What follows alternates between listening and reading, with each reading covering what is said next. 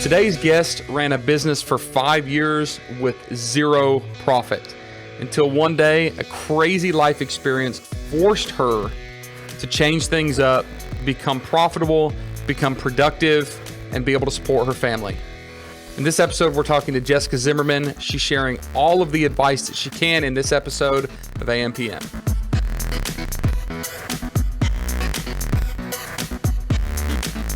Hey everybody, and welcome to another episode of the AMPM podcast. We're here today to talk about, I don't know, Jessica, what do you want to talk about? Like just a general sense, let's get everybody's appetite started. Like in 3 words, what are we going to talk about today? Oh gosh, we're going to talk about confidence. We're going to talk about health, and we're going to talk about success. All right, that's 3 good words. That's pretty broad. We could probably go 6 hours, but we're going to try to stick to like 40 minutes. But to start off with, I was reading your profile, and you and I have never met until now, so I was kind of stalking you on the whole speaker sheet and all that stuff. And I was seeing things like Entrepreneur Magazine, TED Talks, Good Morning America, Business Insider, right? Like you have to have some credibility in life to get invited to speak or be quoted on those different platforms, right? So what I want to know first is like, how do we get Jessica from Arkansas speaking on these like international levels? Like what's your story from Jessica from Arkansas to expert in whatever we're talking about today?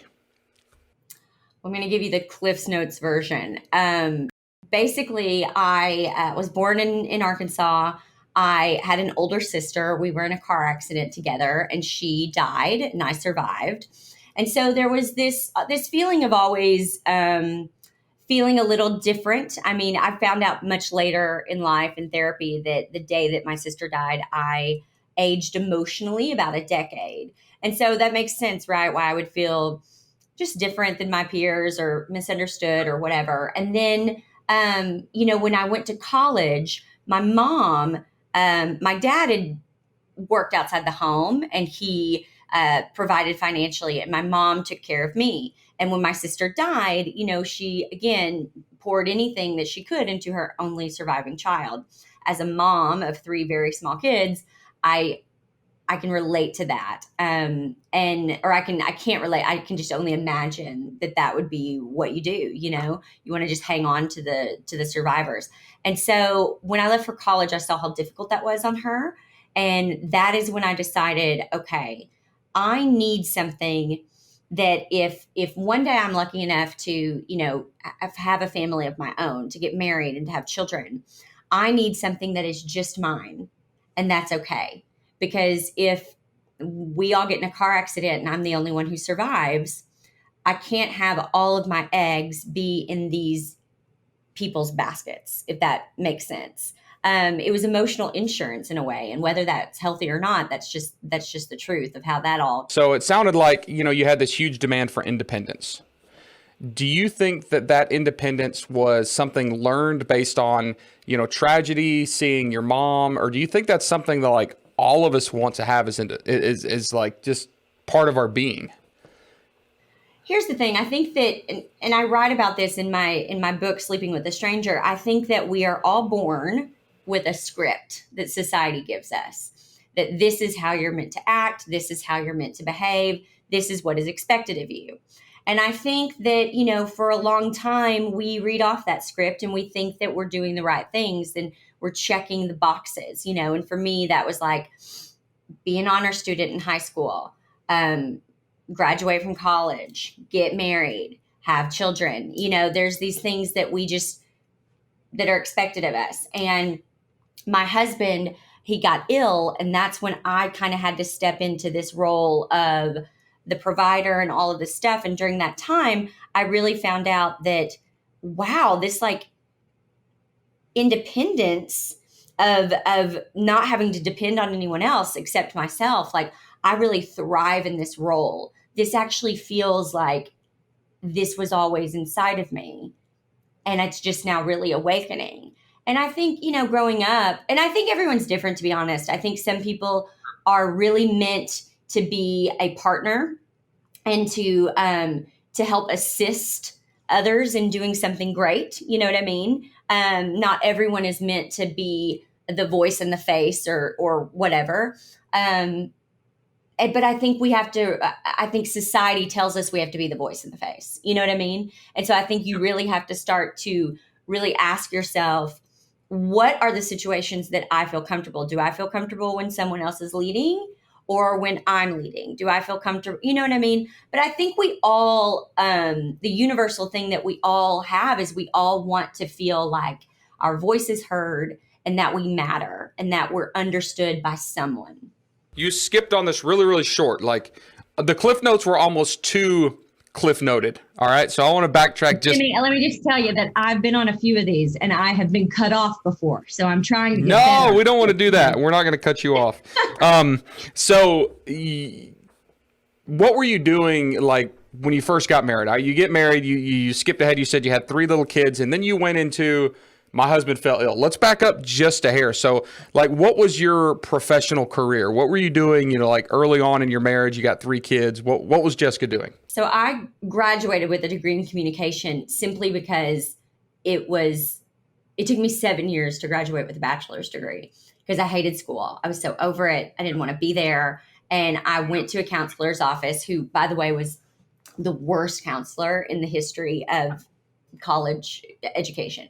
And I said, what do I have to do to get out of here the fastest? And she said, a communication degree. So I was like, sign me up. Let's do this. And so I got that degree and then I married my husband.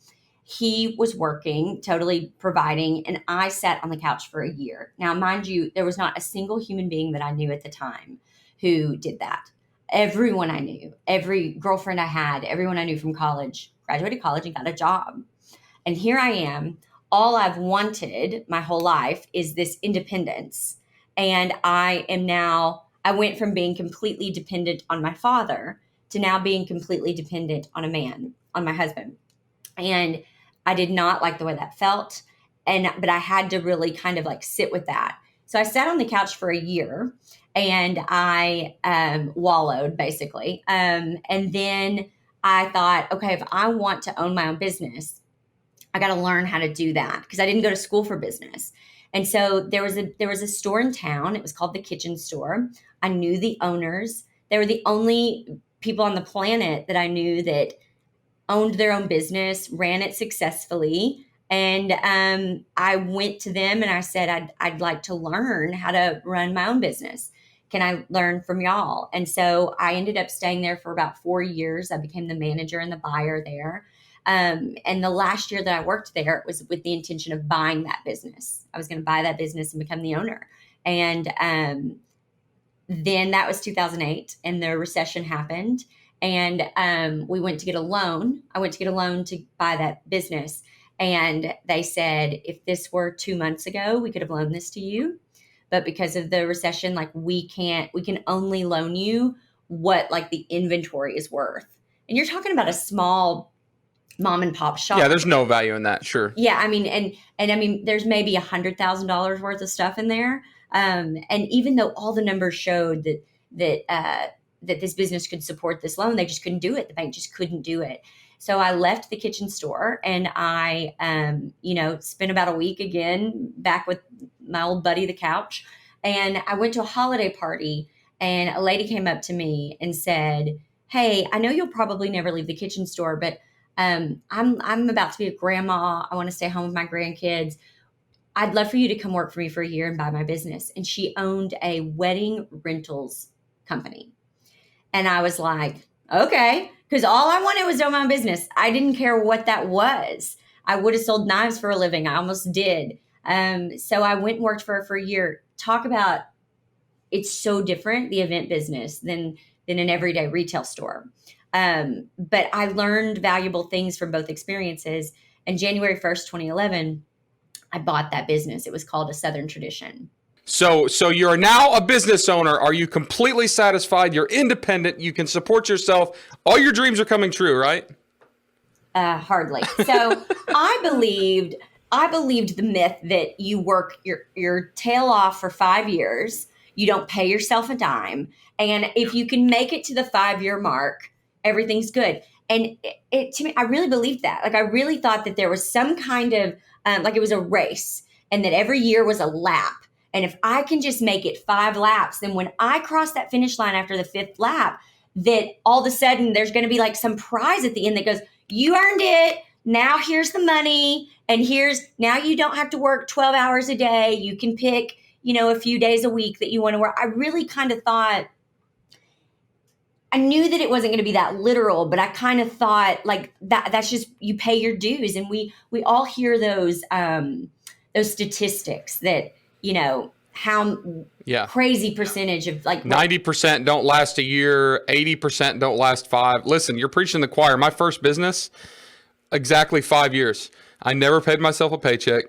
I worked 60 hours a week, even as a side hustle, it seemed like, and went through headaches and probably depression and anxiety, and like it was miserable. And at the end of 5 years, I realized I have absolutely accomplished nothing except for taking on debt. Like, it's time to just walk away. Exactly. And I did things that I really genuinely thought were smart. Like a Southern tradition at the time was renting a building that cost $2,000 a month. And there was a building that came up for sale across the street, which this never happens in downtown. And I found out about it and I got it before it even went up for sale. But the mortgage on it was $3,500.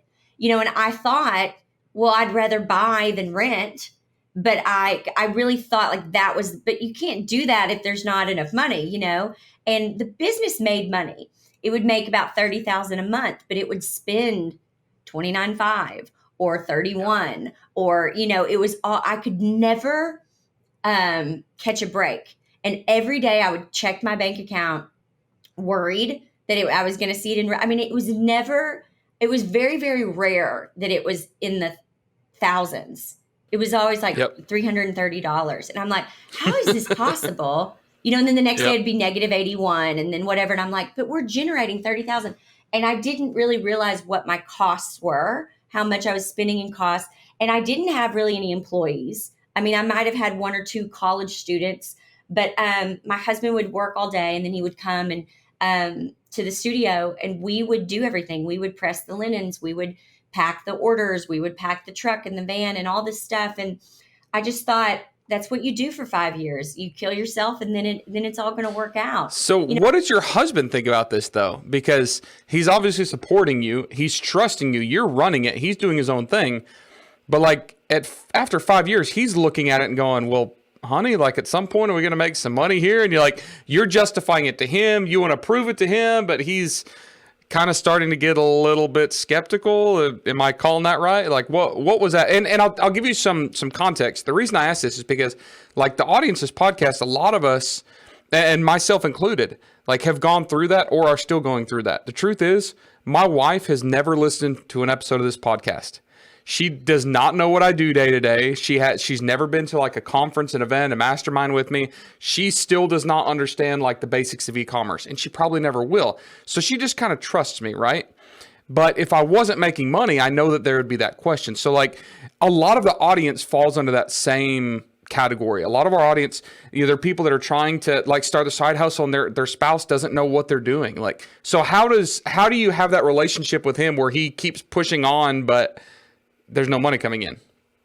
So I think that, anyone who goes into business for themselves, they don't do it with the intention of, I'm never going to make money or exactly. anything, but I, 2 things. I told him everything that I believed, which was, this 5 years, I just have to hang in there and then it'll be good. He also saw how hard I worked. He was there every day and he saw how hard I worked. He saw the customers. And he trusted me when I said, hiring this guy to do this website is a good investment. It's going to bring in more people. The problem is actually what happened is we grew very quickly, but we weren't prepared for the growth. I had not set up the foundation for my business. So I did move us to a better building. I did have a website. I now put us on social media. I now had things working online, but I did not have the foundation for that business to survive. And so there was a lot of costly things, that you have to kind of do last minute and everything. And so the other thing that I will say about my husband is he said to me, he questions a lot of things. He's probably, he's naturally very logical. He has a much firmer grasp on reality than I do. He is he's way more pessimistic, I would say. But when it comes to me, for whatever reason, and I don't really know why this is, other than I was born for a purpose and he was born to support that purpose. Not that he was born to just do that, but that's part of his role, is supporting that. And he has never questioned me. He has always believed that I would do something great. He just always knew that. And so we get to the point where I have my daughter, and that's when that was in 2013. And that is when I really went, okay, this is not why I went into business. Like, I went into business so that I could be as present of a mom as my mom was for me, but I could still have something that was mine. And to be honest, I didn't really care about like making a bunch of money or anything. I just wanted something that was mine. I mean, even if that meant I made, $12,000 a year and that allowed us to go on a vacation, like that was enough for me. I never desired, money was not the motivator for me. It was, I think, having something that was independently mine. And then time was the biggest motivation. And so, and if I'm being honest, I think a little bit in the beginning, as a 20-year-old, as a 20-something-year-old, I was like, that, I think I found my worth in that a little bit. Yeah.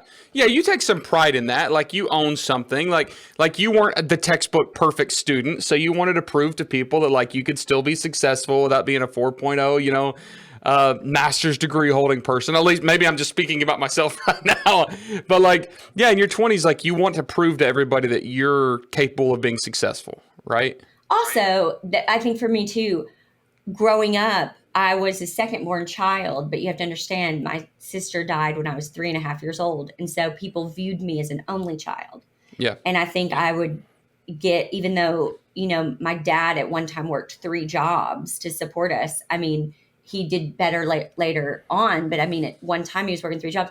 I would still get told that I was a spoiled only child, which wasn't the case, Yeah. And I think there was part of me who felt like, no, I'm not taken care of by someone else. Like, I'm going to make my own money and do my own thing. And I think whether I made that money or not, just having my name on a sign on a downtown building made me feel like people would believe that. Yep. All right, so let's fast forward just a tiny bit. You've got a business that is not making any money. It's taking up all your time. You're starting to have kids. You want time for the kids, which you don't have. And we'll go back to what you said like 6 minutes ago. Husband became ill. Let's talk about that. Yes, he gets sick. So he was a financial advisor, and he totally supported us for 11 years. And I now had a daughter who was a few weeks shy of turning 2, and I had just given birth to twin boys. Okay. Let's just take a moment of silence for that. Okay. So my husband then gets ill, this mysterious illness that no one can diagnose. I know that any day he's going to lose his job. It's not a matter of him not being a good employee. I just knew as a businesswoman, if you can't show up for work, they can't afford to keep you on. And so I just was like, I've got to figure out how to do this. Like, not just take care of me, but take care of a family of 5. And so I got really serious about how to turn this hobby business into a business. And I studied everything that I could about successful businesses. I took out $100,000 loan, and I hired financial advisors. I hired CPAs. I hired attorneys. I hired consultants, and I went to workshops. I read every book that I could, listened to podcasts just about the habits of successful people. And I basically built the foundation of my business. And once I did that, which it's not difficult, it's not easy, but it's simple. You know what I mean? It's these simple steps. Once I did that, everything became really clear. And I think the problem is, as entrepreneurs, and especially as beginning entrepreneurs, we're so in it, and we're usually doing it solo, that we don't take the time to step away. We have to have a moment where we step away from our business to work on our business. Because if we're constantly in our business, It's like being on a hamster wheel that doesn't stop. You have to stop the hamster wheel. You have to step off of it and you have to look and go, what's actually happening? But I think so many people are scared to do that. They're afraid they're going to lose clients or they're going to lose an opportunity. When in reality, I took off about 6 months to do that. I was still working, but I like made time every day to work on these things. And my business, I mean, I went from bringing home zero money to after a year bringing home six figures. And that sounds crazy, but it really is just about the foundation of business. And I think that so many entrepreneurs, they start out with an idea or a product, and they're thinking about, how do I get this idea out to people and make money? How do I get this product out there and make money? And that is great. And that is wonderful. And your idea is needed and your product is needed, but nothing is going to survive. And you're never actually going to make money until you build the foundation of your business. So it sounds like you knew that all along. I mean, you're going on these 5 years, trying to hit that magic 5 year mark, because then everything is just going to become rainbows and butterflies and unicorn dust, right? Like, it's going to be awesome. But then you were forced to, like, hey, it's time to quit screwing around. Like, now it's like ride or die time, right? Like, it's got to happen. So like, what if you could go back in time, right, to year 3 and make those same decisions to, as you said, take your business seriously? Like, let's assume husband didn't get sick. Let's assume you weren't forced to. Let's assume that now you're speaking to 5,000 other people in your position now that kind of have a business going. They kind of know what to do, but they aren't doing it. Like, what do they do right now to put themselves in the scenario to pretend like it's go time? Like what do you do? I think the very first thing that you have to figure out is what you actually need. I have a program called Know Your Numbers. You can go to jessicazimmerman.com to find out more about it. But it is basically yes, you have your personal life and yes, you have your business life, but you aren't one way personally and one way business. I'm Jessica.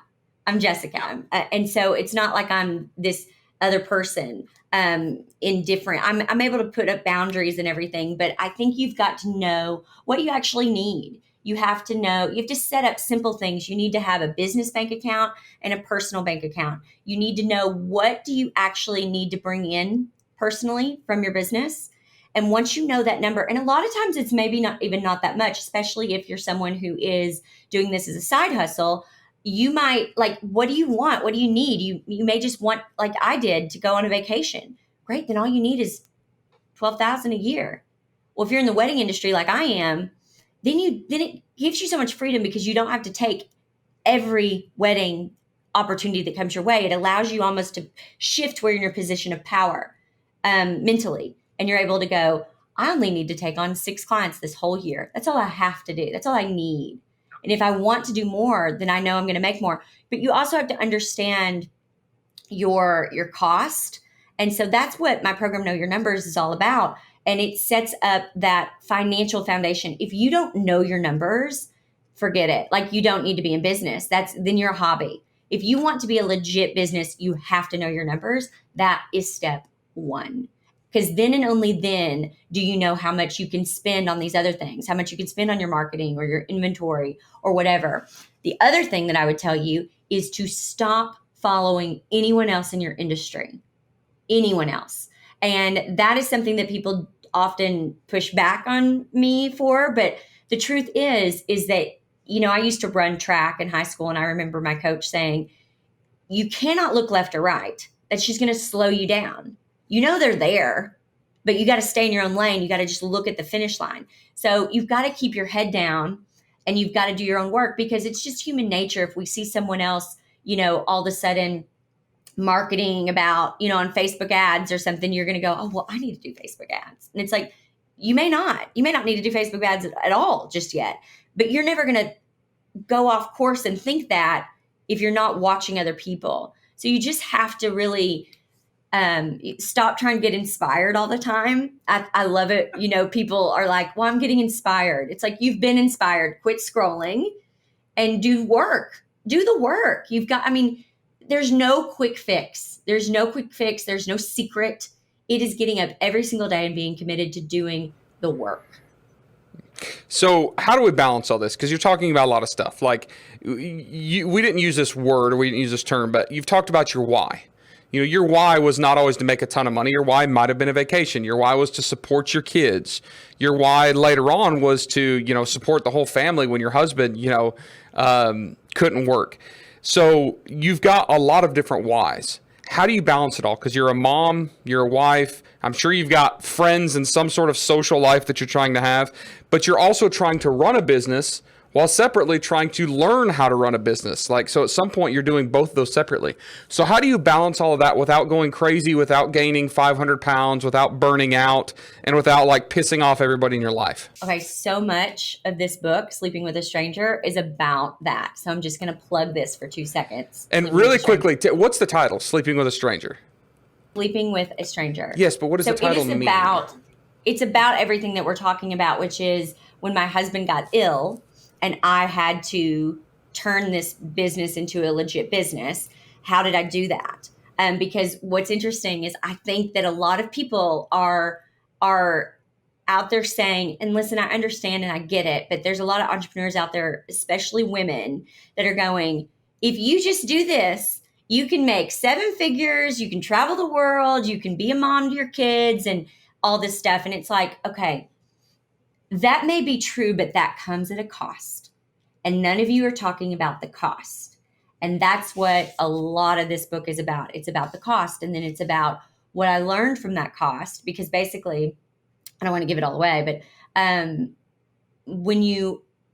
I was like a dog with a bone. I didn't want to lose my husband. I had lost my sister. And here now is the most important person to me besides her. And I have doctors telling me he's going to die. And I think if I can just get him the right help and get all the bills paid and everything, then he'll be fine. And it was a source of control for me. Work became a source of control. And it was, I can't control these things in my life, but I can control how successful I am in business.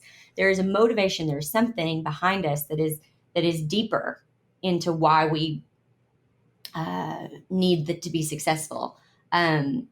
Because there's something about success that is a lack of contentment sometimes, I think. And so it's like, what is the real issue?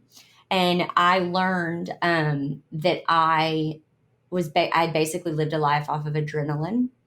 I gained, 20 pounds. I had to basically stop and restart my life and realize that I had been neglectful. And there's a way, there was so much good that came out of it, but there was a lot of lessons that I had to learn. And I think to answer your question about the boundaries, the way I like to answer that is if you look up the word balance in the dictionary, I hate it when people say balance is a unicorn. It doesn't exist. It does exist. Balance is equal parts distribution and weight. And in order to feel upright and steady, that's what the definition is. So your parts don't necessarily have to be equal, but I like to look at it at what makes you feel upright and steady. And for some women, working more than they're at home with their children makes them feel upright and steady. That's who they are. That's who they were born to be. They were meant to work, and there's nothing to feel shameful about that at all.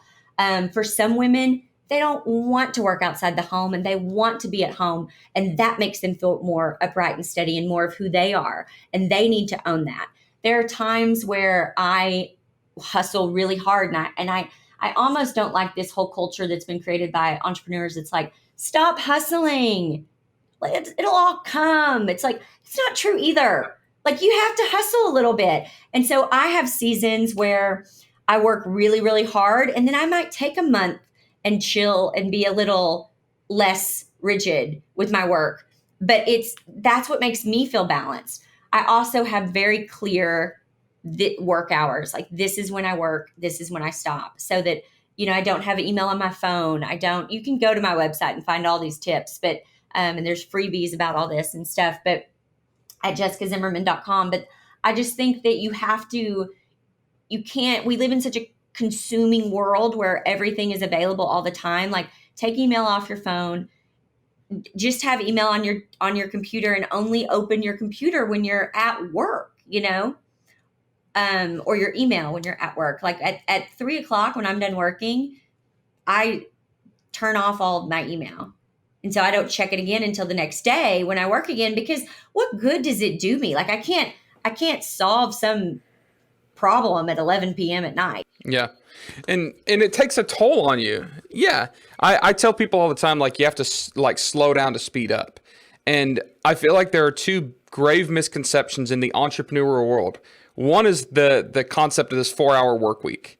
Like, if you just set this thing up in 6 weeks, you can work like I don't think there's such thing as a 4-hour work week. Now, I think that you need to outsource and delegate and all that stuff, but I don't know anybody that actually has a 4-hour work week that didn't have 15 years of building something by working hours a week. But on the other hand, like, you can't be on all the time. Like, your efficiency, your creativity, your productivity drops substantially. Like, I started putting my phone on airplane mode at night, because what would happen is I would wake up at 4 a.m. and I'd look at my phone, I'd start getting emails, and I'd start worrying about stuff, and I'd see all these messages, and like, it was awful. So like, airplane mode.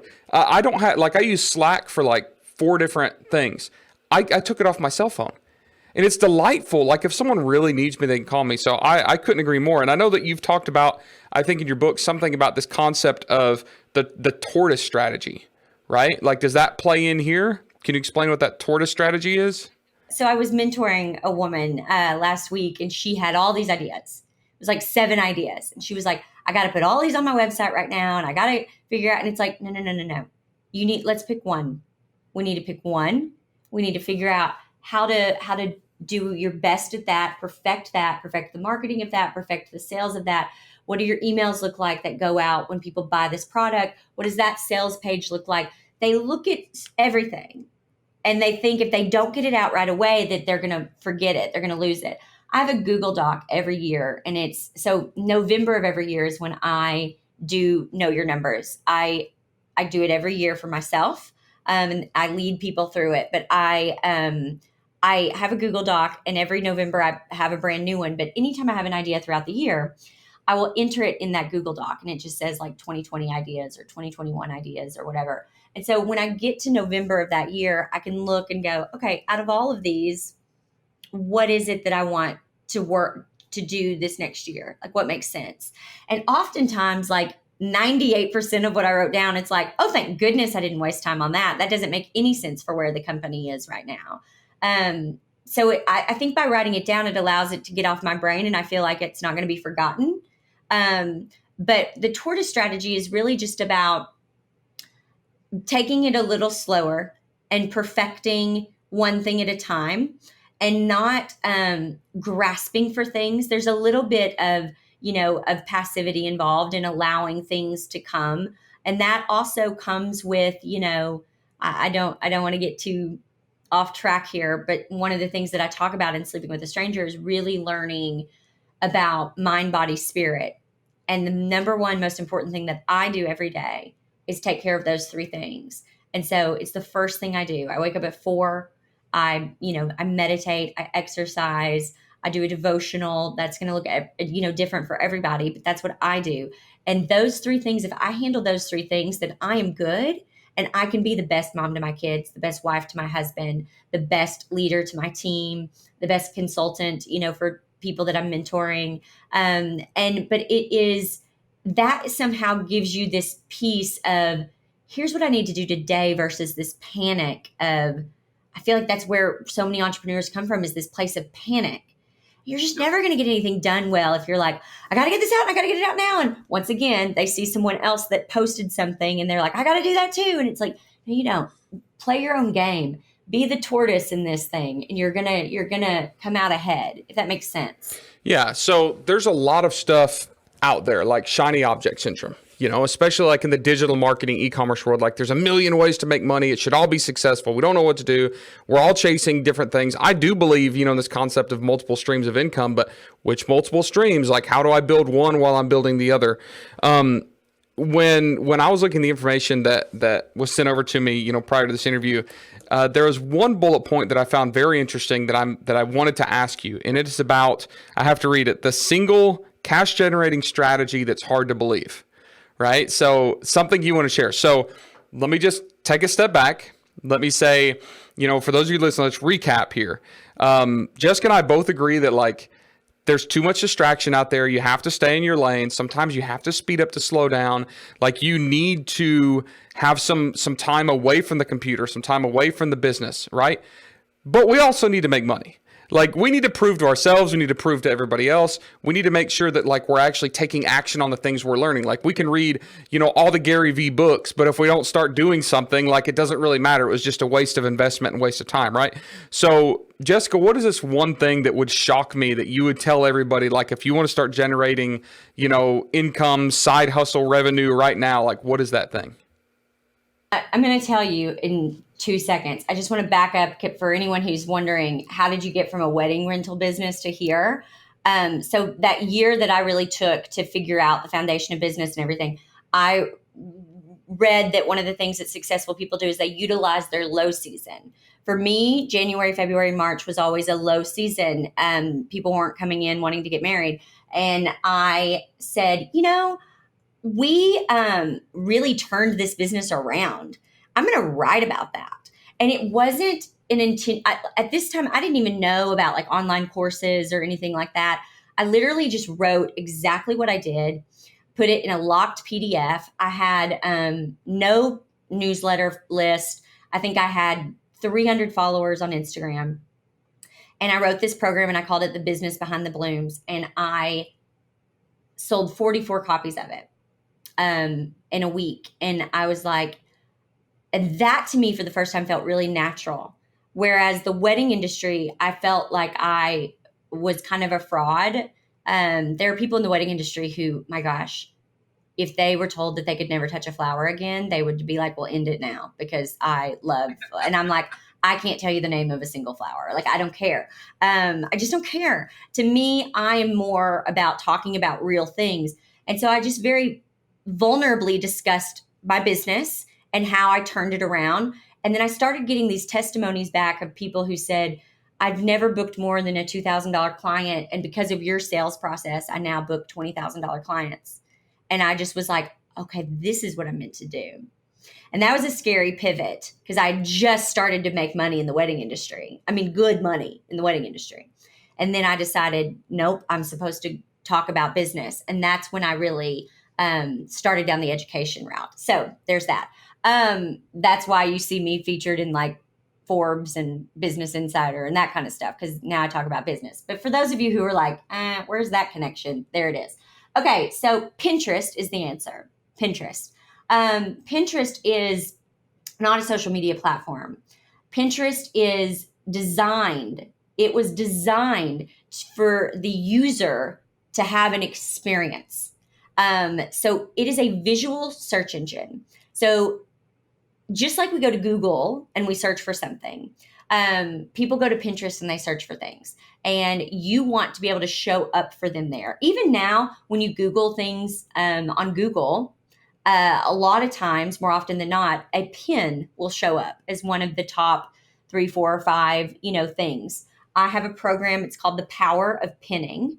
And again, you can find it at jessicazimmerman.com. I'm not here to hawk all these things. I'm just saying that if you need more information, there's free webinars and stuff all about it. But basically, it is, just to give you an example of how this works. So I was taking my kids to San Diego and my husband. We were all going to San Diego last year.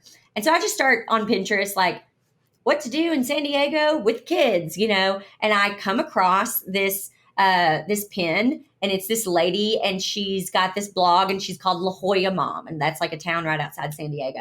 So I start reading her blogs, and I'm like, oh my gosh, thank you for all this information, La Jolla Mom. Like, you have just answered all my questions. And on one of her blogs, she talks about this scooter, and she's like, this scooter is like a lifesaver. You can take it to the beach. It folds up, yada, yada. I'm sure it was an affiliate link.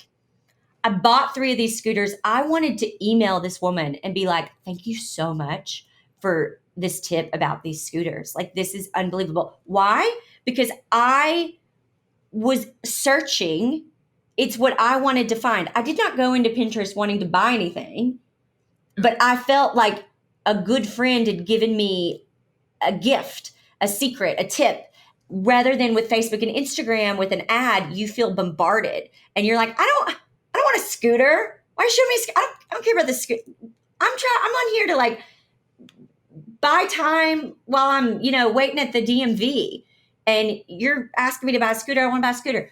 If you do Pinterest correctly, which I teach you in the power of pinning, you can make so much because you are getting in front of the people who actually want your product or service. And then the other thing that people will say is they'll go, that's great, but that's just vision boards and inspiration boards.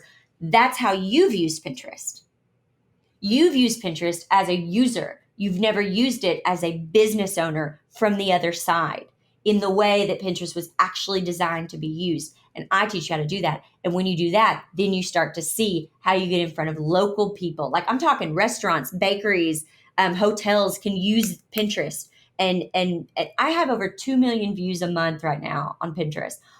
About 90% of those views get sent to my website. Then they get on a newsletter list. Then they buy my products. They buy my programs and stuff. I mean, I launched a book, a self-published first-time author in the middle of a pandemic, and got on the Wall Street Journal bestsellers list because of Pinterest. Yep. I couldn't agree more. And you don't know this about me, but those of you that are watching this and saw me laughing when you brought up the name Pinterest, I've been preaching about Pinterest for probably 5 years. And people 5 years ago thought I was crazy when I was talking about the uses for Pinterest. And now a lot of those people that laughed at me are like doing their own Pinterest courses because they finally figured it out. So I completely get it. I think that like, to summarize what you're saying, like the way to make money is to provide value and to not sell. Like, because people are tired of getting sold. It's the Facebook ads, like you said, just constantly. But when you are looking for information, you find true value in it. Like, I can't get my credit card out fast enough. Like, I want to buy, I think that the world is getting fatigued from just ads, but the world right now is craving value and credible information. I think they're craving connection. I think they're yeah. You didn't buy a scooter. You bought a solution to use while connecting with your family in La Jolla, California. Like, that's what it is. So I couldn't agree more. So those of you that are listening, like, don't fall into this trap of selling something on Amazon and thinking the only way to sell that product is PPC on Amazon. No, like there's 800 million ways of doing that. But good old fashioned just providing value is like the best marketing that you can possibly put out there. And it's cheap. The Pinterest ads I run are like a 30th the price of a Facebook click, and nobody's talking about it. So thank you for sharing that. That's pretty impressive. And I've never talked to anybody who like launched a book doing that. And it just goes to show like there's a million different ways to continue using Pinterest to gain traffic for whatever reason you have, to monetize on. Let me just give one example. So I have a podcast called Zimmerman Podcast, a book, online courses. I actually still get inquiries every day about being someone's wedding planner or floral designer because of pins that I pinned 5 years ago. Pinterest is like a set it and forget it thing. You pin something once and it continues to work for you for years to come. It's incredible. And if you want like a free training, just go to jessicazimmerman.com. Well, we're going to wrap it up. But before we do, like you're standing on a stage, there's 10,000 people listening to you. What's like the last piece of wisdom advice that you want to share before we wrap this up? It could be encouragement, it could be advice, it could be criticism, whatever it is, you've got the stage. I think it's that your heart was not meant to be trapped in fear.